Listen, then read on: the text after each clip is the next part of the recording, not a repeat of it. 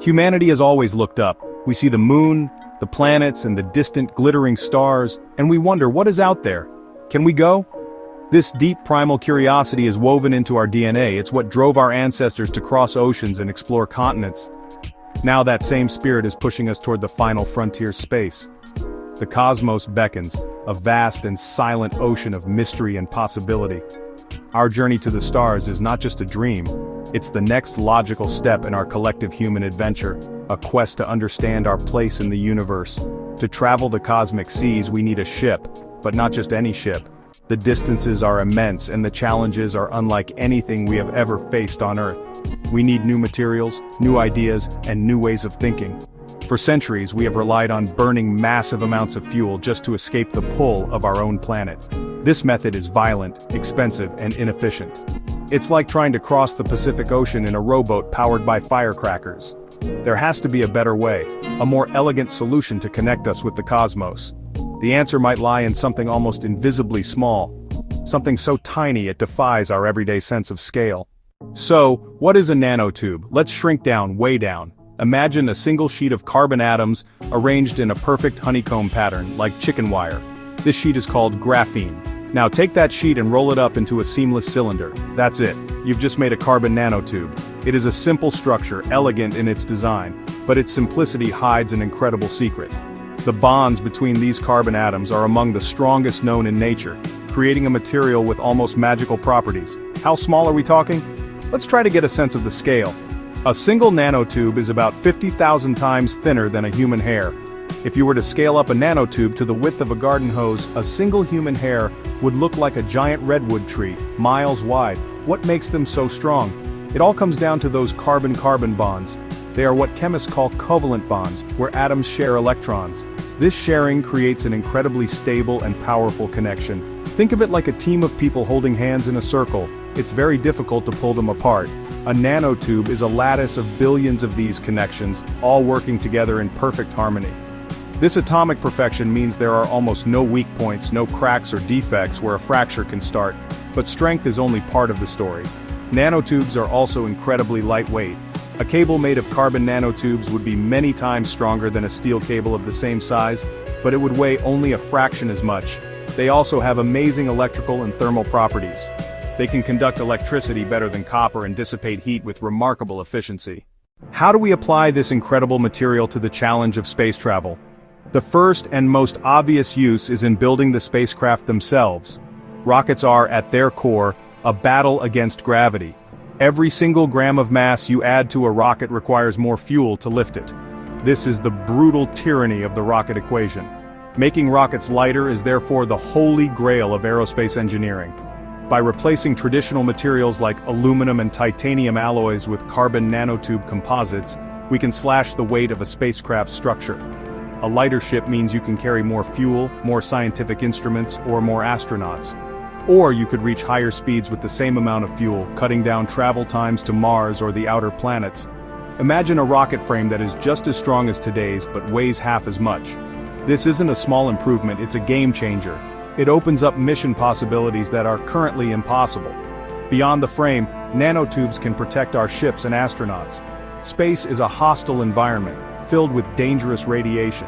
The sun and distant cosmic events bombard everything with high-energy particles that can damage electronics and harm human cells. Nanotubes can be embedded into the skin of a spacecraft to create a lightweight yet highly effective radiation shield. And let's not forget the electronics. Every spacecraft is a flying supercomputer packed with sensitive instruments. Nanotubes are excellent conductors of heat.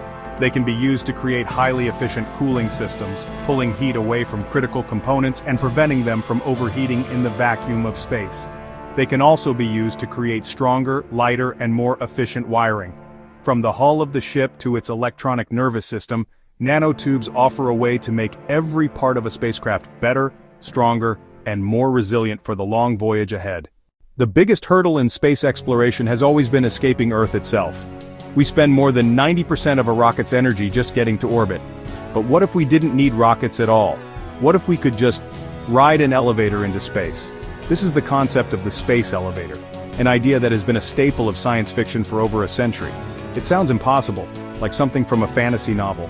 But with the discovery of carbon nanotubes, This dream is inching closer to the realm of engineering reality. Here's the basic idea.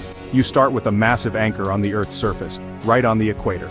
From this anchor, you extend a cable, a ribbon, straight up into the sky. You keep extending it, past the atmosphere, all the way to a point in geosynchronous orbit, about 36,000 kilometers high. At this altitude, an object orbits at the same speed the Earth spins. You extend the cable even further, with a counterweight at the end, to keep the whole structure taut under tension. The result is a permanent physical link between the Earth and space. For decades, the space elevator was just a dream because we had no material strong enough to build the cable. Any known material, whether steel, titanium, or Kevlar, would snap under its own weight long before it reached orbit. The cable needs to be unbelievably strong and incredibly light. This is where carbon nanotubes enter the picture. They are the first material we have ever discovered that possesses the required tensile strength-to-weight ratio. A ribbon woven from carbon nanotubes could, in theory, support its own weight and withstand the immense forces involved. Once the ribbon is in place, we could send robotic climbers, powered by electricity, up and down the cable. These climbers would carry cargo, satellites, and eventually people into orbit. The journey would be slow and steady, taking several days, but it would be incredibly efficient and cheap. The cost of putting a kilogram of payload into orbit could drop from tens of thousands of dollars to just a few hundred. Space would become accessible, not just to governments and billionaires, but to universities, companies, and maybe one day, ordinary tourists. It would be a cosmic highway, open for business. If we can master nanotube construction, the future of humanity in space will be radically transformed. The space elevator is just the beginning.